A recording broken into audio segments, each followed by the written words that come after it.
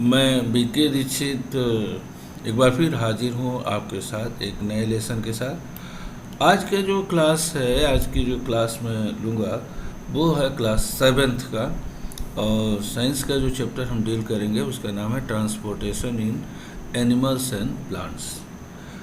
We will discuss here how the things, the essential things are transported in the animals and plant। तो सबसे पहले हम plants में start करते हैं। आप यहाँ पर ये डायग्राम देख सकते हो, इससे आपको आइडिया होगा कि we are going to discuss the human circulatory system. तो ह्यूमन सर्कुलेटरी सिस्टम के जो मेन जो पार्ट्स होते हैं वो क्या क्या होते हैं। पहला पार्ट होगा ब्लड, उसके बाद से क्या होगा ब्लड वेसल, उसके बाद से क्या होगा हार्ट। यानी blood, blood vessels and heart, these are the three important components of the human blood vascular system या ह्यूमन सर्कुलेटरी सिस्टम। ठीक है, तो इसके बाद से अब एक ही करके हम लोग इसके बारे में थोड़ा सा जानने की कोशिश करेंगे ब्लड क्या है।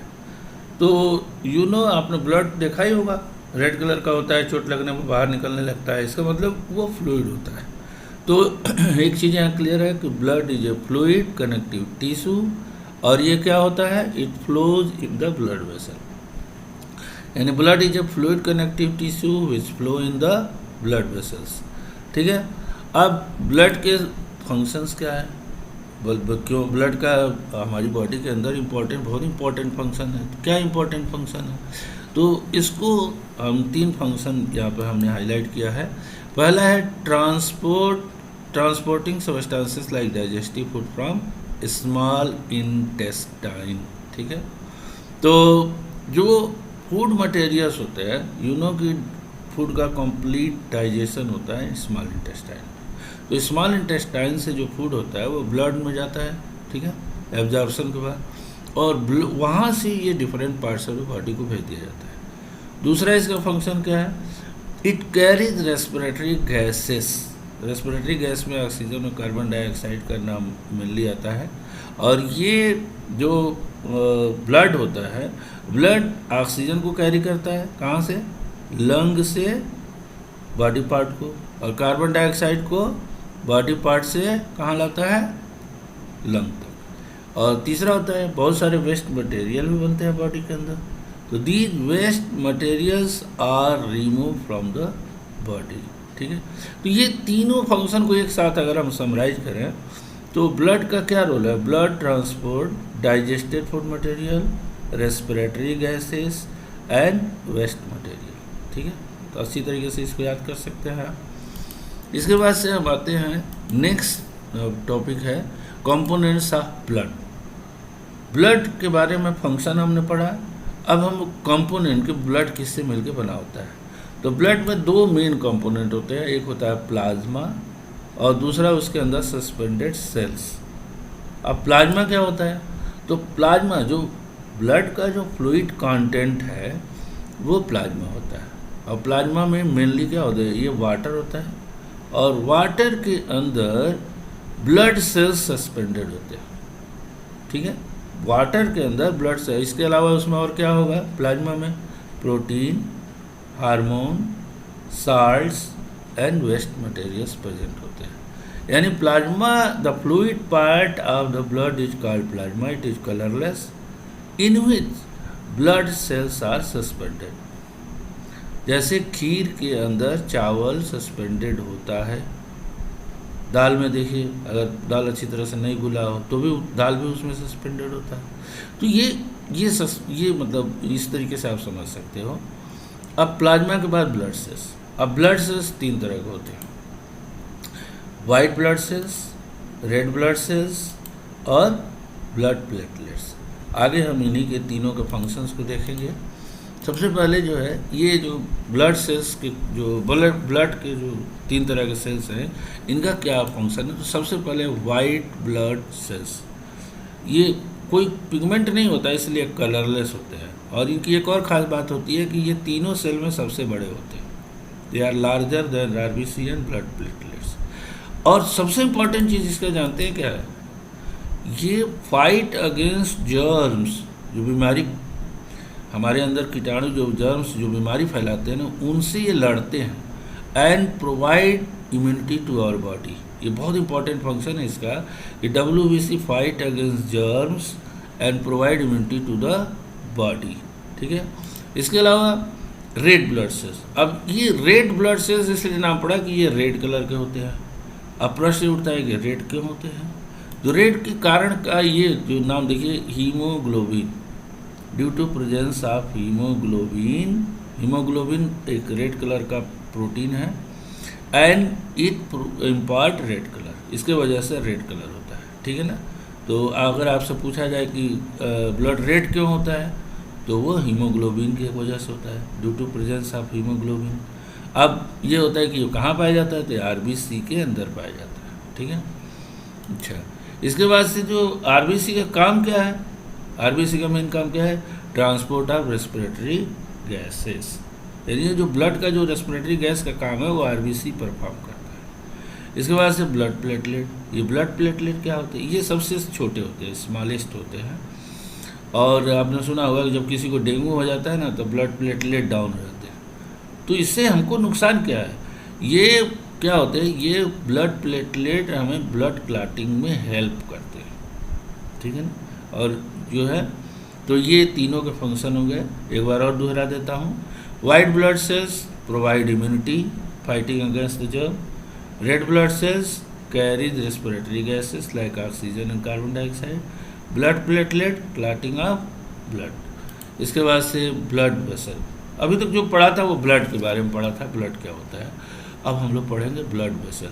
ब्लड वेसल एक ट्यूबुलर स्ट्रक्चर होता है, जैसे रबर ट्यूब देख रहे हो ना, रबर ट्यूब के थ्रू वाटर फ्लो होता है, चाहे कोई कलरलेस फ्लूइड फ्लो होता है, तो उसी तरह के ट्यूब हमारी बॉडी के अंदर बहुत सारे हैं। ठीक है, इनको हम लोग ब्लड वेसल्स कहते हैं। ठीक है, अब ये ब्लड वेसल को हम 3 कैटेगरी में डिवाइड कर सकते हैं। देखिए, आर्टरी, वेन और कैपिलरी। अब तीनों को एक डायग्राम से यहाँ समझने की कोशिश करते हैं, फिर हम प्रीवियस स्लाइड पे आएंगे। यहाँ पे आप एक डायग्राम से समझ सकते हो। देखिए, ये देखिए डायग्राम, ये हार्ट है। हार्ट जो है ब्लड को पंप कर रहा है, और इससे ब्लड इस कैपिलरी इनमें जो है, ये जो ट्यूबुलर स्ट्रक्चर दिखाई दे रहा है ना, ये क्या है, ब्लड वेसल है। तो 3 तरह का ब्लड वेसल बताया, एक बताया आर्टरी, और दूसरा बताया वेन, और तीसरा बताया कैपिलरी। तो देखिए, हार्ट से ब्लड ये पंप हो रहा है, देखिए एरो बना है, ब्लड यहाँ से पंप हो रहा है तो आर्टरी के अंदर आया, आर्टरी से वो कैपिलरीज में गया, कैपिलरी से ब्लड कलेक्ट हुआ और फिर कहाँ चला गया, वेन में, और वेन से होते हुए हार्ट में चला गया। ठीक है, तो ये चीज़ पर फिर से दोबारा हम लोग आएंगे, ये केवल मैं वेन को दिखाने के लिए आपको बताया था। अब हम आते हैं प्रीवियस जो स्लाइड थी उसके ऊपर आ जाते हैं। ठीक है, देखिए आर्टरी का क्या काम है। आपने देखा कि हार्ट से ब्लड जो है वो कहाँ जा रहा है, बॉडी पार्ट्स को, और किसके द्वारा जा रहा है, आर्टरी के द्वारा। तो यहाँ आप बहुत शॉर्ट में समझ सकते हैं कि artery carries blood from heart to body parts.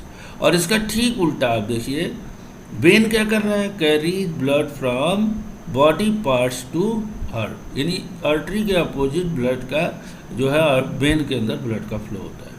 और दोनों के बीच का जो कनेक्टिंग लिंक है, देखिए कई लाइन से इसको दिखाया गया है। तो आर्टरी से ब्लड कहाँ जाता है, different parts of the body. जैसे मान लो लीवर को जाना है, तो आर्टरी से एक आर्टरी से लीवर में ब्लड गया। अब लीवर एक बड़ा स्ट्रक्चर है, तो उसमें थीन कैपिलरीज, पतली पतली जो है वो ब्लड वेसल्स में डिवाइड हो जाता है आर्टरी, तो उनको हम कैपिलरीज कहते हैं। ये डिवीजन इसलिए होता है ना कि ईच एंड एवरी पार्ट को जो है ब्लड क्या हो, पहुंच जाए, एंड एक रिस्पॉन्सिबिलिटी है कैपिलरीज की। अब कैपिलरीज से ब्लड कलेक्ट होकर वेन में चला जाएगा, और वेन से फिर कहाँ चला जाएगा, ये बॉडी पार्ट्स के अंदर जो वेन होती है, ब्लड होता है, उसको वेन कैरी करके हार्ट तक ला देगा। ठीक है, अब ये समझ में आ गया होगा। चलिए, इसके बाद से heart, third important part of the blood vascular system या ब्लड सर्कुलेटरी सिस्टम का तीसरा इम्पॉर्टेंट पार्ट है हार्ट। हार्ट एक मस्कुलर स्ट्रक्चर होता है, और ये क्या करता है, जैसे अगर मान लीजिए ये हार्ट है, तो हार्ट जो है वो रिदमिक कॉन्ट्रैक्शन और रिलैक्सेशन होता है, ऐसे रिदमिक कॉन्ट्रैक्शन और रिलैक्सेशन होता है। ठीक है ना। तो ये जो रिदमिक कॉन्ट्रैक्शन और रिलैक्सेशन होने से क्या फ़ायदा होता है कि ब्लड जो है वो आर्टरी में कंटिन्यूसली फ्लो होता रहता है, ठीक है। अब वो आर्टरी से होते हुए कैपिलरी, कैपिलरी से वेन, वेन से फिर हार्ट के अंदर आ जाएगा। तो इस रिदमिक कॉन्ट्रैक्शन, ये रिदमिक ये जो कॉन्ट्रैक्शन होता है muscular structure which pump blood to the different parts of the body by contraction and relaxation, ये कहाँ लोकेट होता है? ये हमारी जो चेस्ट कैविटी होती है ना उसके अंदर ये लोकेटेड होता है, और इसका जो लोअर पोर्शन होगा वो लेफ्ट साइड में थोड़ा सा टिल्टेड होगा। इसके बाद से हार्ट में, ह्यूमन हार्ट में 4 चैम्बर होते हैं, सब में 4 चैम्बर नहीं होते, बर्ड और ह्यूमन हार्ट में 4 चैम्बर होते हैं। और इन चैम्बर का नाम क्या है? देखिए, ये राइट एट्रियम, राइट एट्रियम है तो लेफ्ट एट्रियम भी होगा, ये लेफ्ट एट्रियम, और इसके बाद से ये राइट वेंट्रिकल और ये लेफ्ट वेंट्रिकल, ये 4 जो है वो चैम्बर होते हैं ह्यूमन हार्ट में। अब यहाँ देखिए, जो ये एट्रियम है, एट्रियम जो है वो ब्लड को रिसीव करते हैं, यानी ब्लड जो वेन के द्वारा जो ब्लड लाया जाता है वो एट्रियम में पोर किया जाता है। अब वो एट्रियम से कहाँ चला जाएगा? वेंट्रिकल के अंदर चला जाएगा, और वेंट्रिकल उसको पंप कर देंगे, ठीक है ना, पंप कर देंगे। अब समझिए यहाँ पर राइट एट्रियम, अभी ब्लड कहाँ से रिसीव करते हैं इसको देखिए। Right atrium receive blood from different parts of the body, different parts of the body से जो ब्लड आएगा वो डीऑक्सीजनेटेड होगा। तो वो लंग जो है, वो लंग में तो ऑक्सीजनेशन होता है तो वहाँ से नहीं, right atrium receive blood from different parts of the body, left atrium receive blood from lung, अब लंग ही बच गया था तो left atrium receive blood from lung. अब ये जो ब्लड रिसीव हुए हैं वो वेंट्रिकल के अंदर जाएंगे, and from ventricle they are pump to the different parts of the body. तो राइट वेंट्रिकल से जो ब्लड होगा, राइट वेंट्रिकल से कहाँ जाएगा? लंग को जाएगा, और यहाँ पर जो लेफ्ट वेंट्रिकल है, लेफ्ट वेंट्रिकल से जो ब्लड है वो कहाँ जाएगा?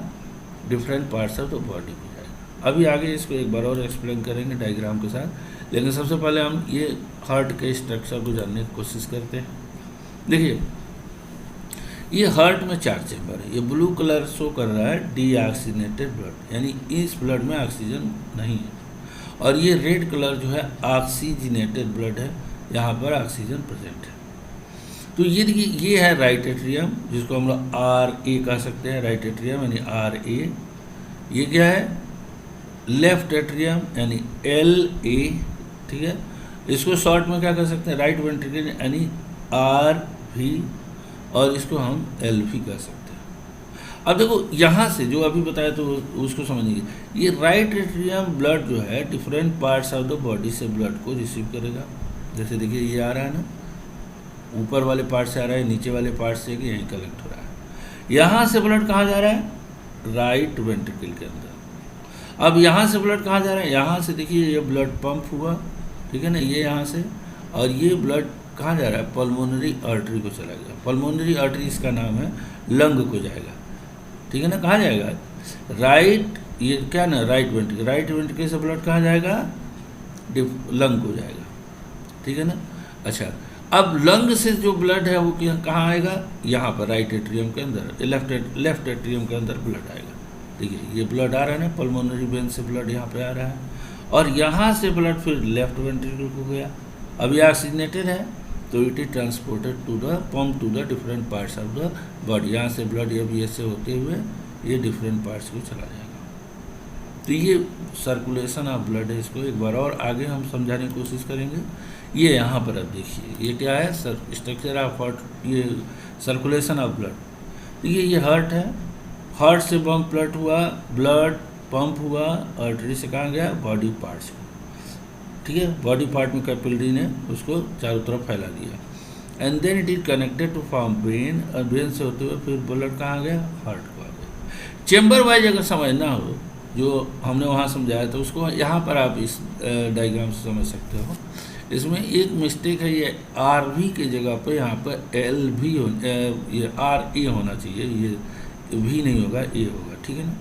तो इसको ज़रा सॉरी कलेक्ट कर लीजिएगा। इसको देखिए, ये जो है राइट एट्रियम है, राइट एट्रियम में ब्लड कहाँ से आ रहा है, ये ब्लड ये आ रहा है यहाँ से, ये यहाँ से, देखिए बॉडी पार्ट से ब्लड कहाँ आ रहा है, राइट एट्रियम में, और यहाँ से ब्लड कहाँ जा रहा है, राइट वेंट्रिकल में।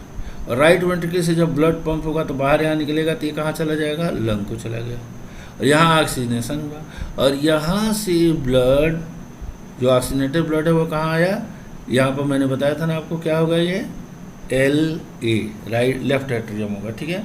अब यहाँ से ब्लड लेफ्ट वेंट्रिकल में, अब यहाँ से जब ब्लड पंप होगा तो फिर ये different parts of the body को चला जाएगा। तो ये आप समझ सकते हैं इसको, ठीक है। आगे जो है अगला पार्ट है heart beat and pulse rate. Heart beat क्या होता है, अच्छा आप देखो, आप अगर चेस्ट के ऊपर ऐसे हाथ रखो तो देखो धड़कन से कुछ आवाज़, थोड़ा सा ऐसे लगता है कोई अंदर पंप कर रहा है। वो हार्ट क्या होता है, कॉन्ट्रैक्ट और रिलैक्स करता रहता है, मसल्स का बना होता है, वो कॉन्ट्रैक्ट और रिलैक्स करता रहता है। इसके वजह से यहाँ पर हमको लगता है कि कुछ अंदर पंप हो रहा है, ठीक है। ये हार्ट बीट है। हार्ट बीट में क्या होगा, हार्ट एक बार ऐसे कॉन्ट्रैक्ट होगा और एक बार रिलैक्स होगा, तो ये एक हार्ट बीट हो जाएगा, एक बार कॉन्ट्रैक्ट एक बार रिलैक्स, ठीक है। तो इसको हम क्या कहेंगे, हार्ट बीट कहेंगे, ठीक है।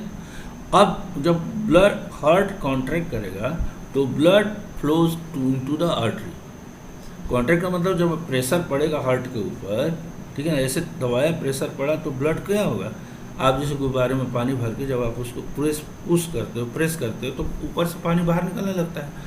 तो उसी तरीके से जब हार्ट जब पंप करता है, कॉन्ट्रैक्ट होता है, तो ब्लड आर्टरी के अंदर फ्लो करता है, और जब रिलैक्स होगा तो वेन से होते हुए ब्लड कहाँ चलाएगा, हार्ट में आ जाएगा। तो ये एक हार्ट बीट बनाता है, ठीक है। तो हार्ट बीट क्या है, आप यहाँ पर देख सकते हो हार्ट बीट को, कि the muscles of heart contract and relax rhythmically. Heart हमेशा पंप करता रहता है, मतलब वो कॉन्ट्रैक्ट और रिलैक्स होता रहता है, ठीक है। इसको हम लोग हार्ट बीट कहते हैं, यानी rhythmic contraction and relaxation of heart is called heart beat, ठीक है।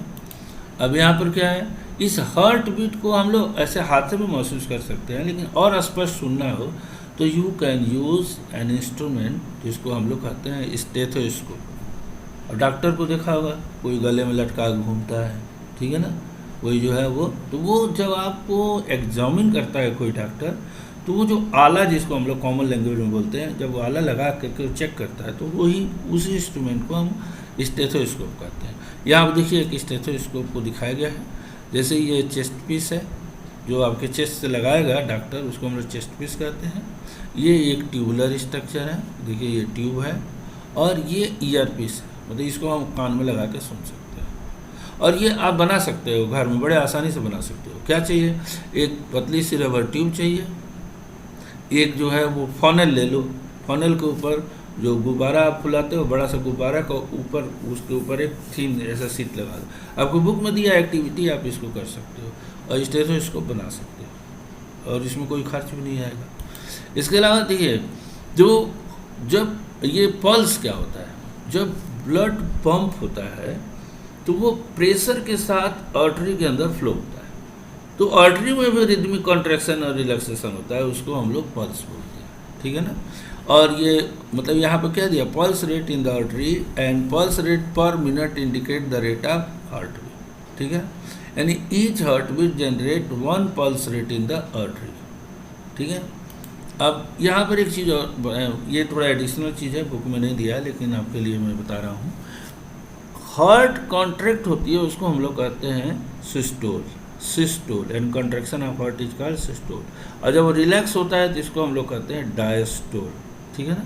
तो जब सिस्टोल होगा तो ब्लड पुश होगा बाहर, और जब सिस्टोल होगा तो ब्लड हार्ट के अंदर आएगा। चलिए, इसके बाद से आप देखिए heart beat and pulse rate. यहाँ पे पल्स रेट क्या होता है, जैसे कि आपको बताया पल्स क्या होता है, आर्टरी के अंदर जो कॉन्ट्रैक्शन रिलैक्सेशन होता है उसको हम लोग पल्स बोलते हैं।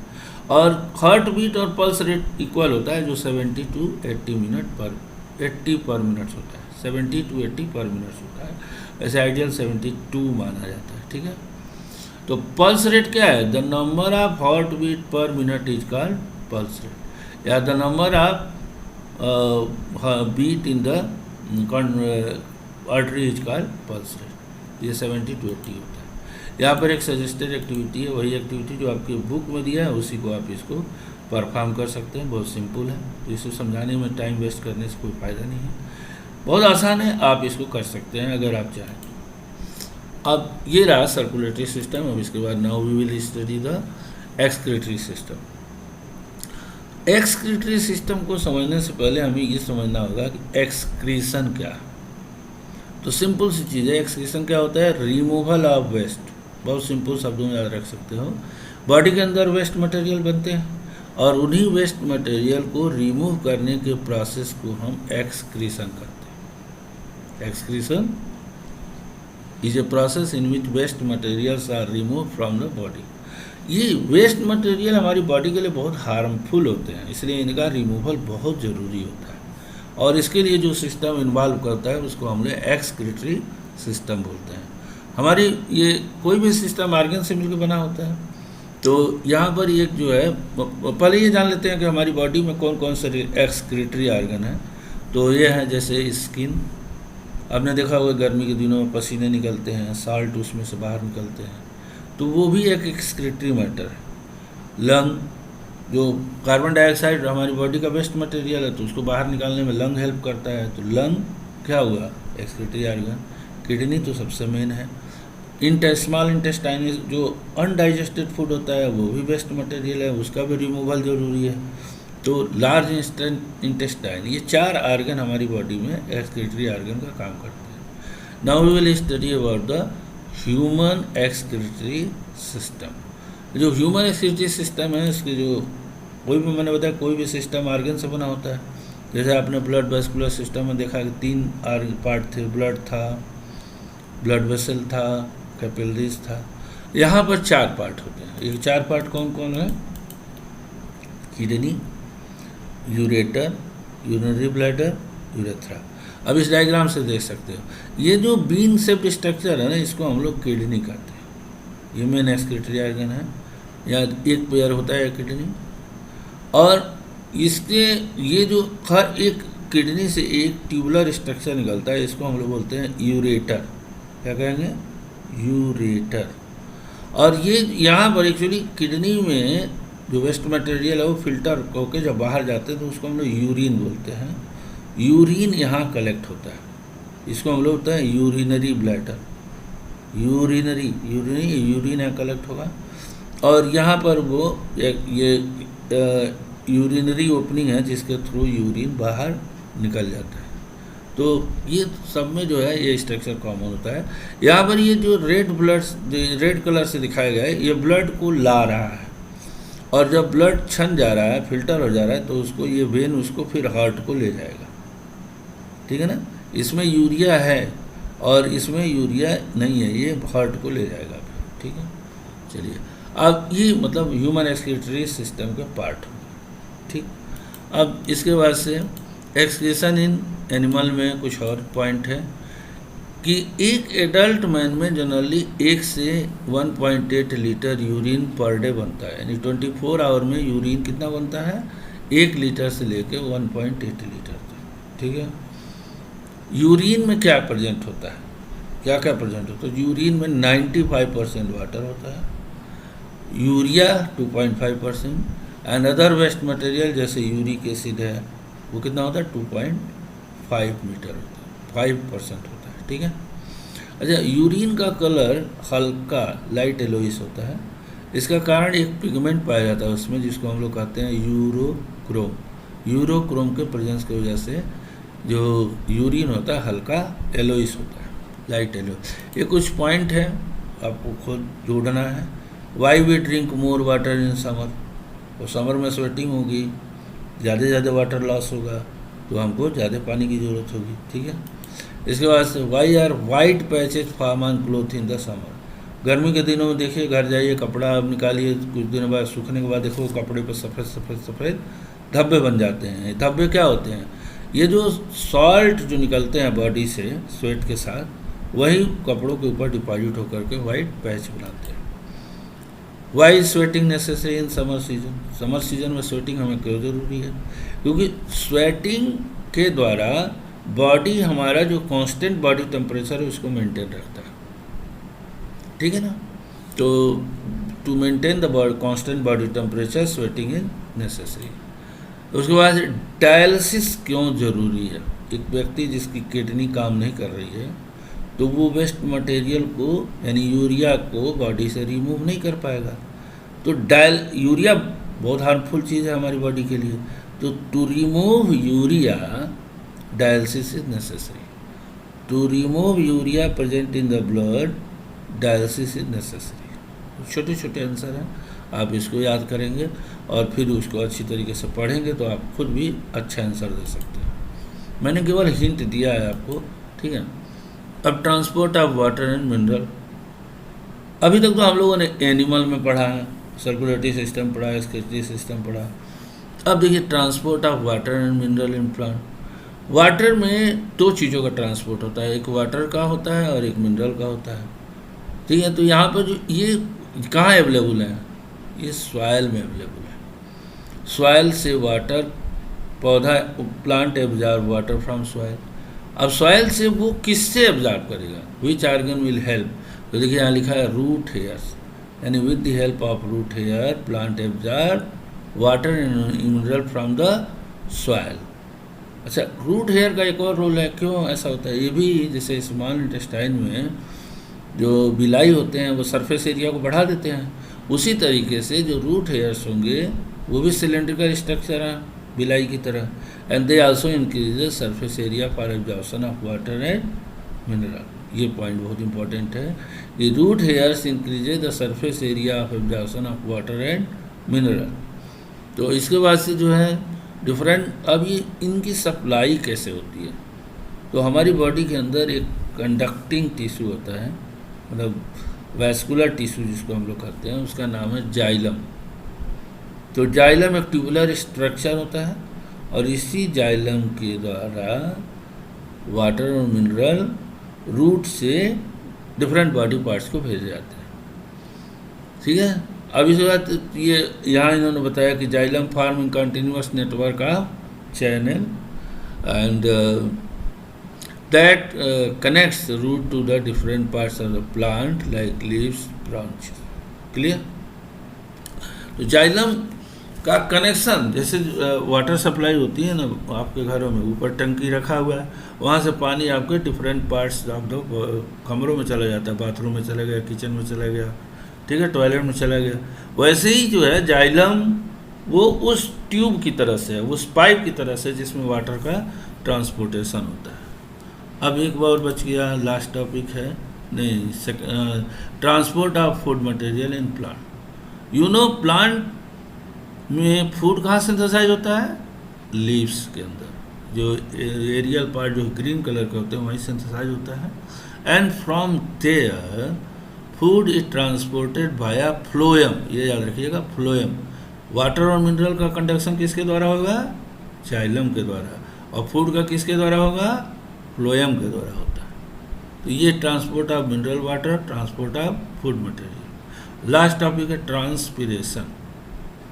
तो इसमें क्या होता है, actually loss of water in form of water vapour from aerial part of the plant. पौधे के एरियल पार्ट से वाटर का लॉस होना ट्रांसपीरेशन कहलाता है, ठीक है। और ट्रांसपीरेशन किसके थ्रू होता है, स्टोमेटा के थ्रू। यू नो कि स्टोमेटा के सरफेस पे लीफ जो होती है ना, लीफ के सरफेस के ऊपर स्टोमेटा पाया जाता है, ऊपर और नीचे, कहीं ऊपर भी ज़्यादा होगा, कहीं मतलब ज़्यादातर नीचे ही पाया जाता है। तो वो पोर होता है, एक पोर होता है, वो पोर गार्डेड सेल से कवर्ड होता है। तो उस पोर के को हम लोग स्टोमेटा कहते हैं। उन्हीं के थ्रू जो है वाटर बाहर के तरफ वेपर के रूप में बाहर निकल जाता है, इसी को हम ट्रांसपीरेशन कहते हैं, ठीक है। अब इसका फ़ायदा क्या है, ट्रांसपीरेशन का क्या रोल है, ये बेकार है बेकार, बट इसके फ़ायदे भी है ना। जैसे transpiration help in transport of water and mineral. Root से अगर ट्रांसपीरेशन नहीं होता तो रूट से ये किसी मतलब क्या कर रहे हैं यहाँ पे, हाँ, transport of water and mineral in the plant. तो ट्रांसपीरेशन ट्रांसपोर्ट ऑफ वाटर में हेल्प करता है, और दूसरा इट कूल्स द एटमॉस्फेयर। ये एटमॉस्फेयर और प्लांट को भी कूल रखने की कोशिश करता है, ठीक है। तो hope you will enjoy this chapter. कैसा लगा आप लोगों को ज़रूर बताइएगा। मैं वेट करूँगा आपके कमेंट का। Thank you very much.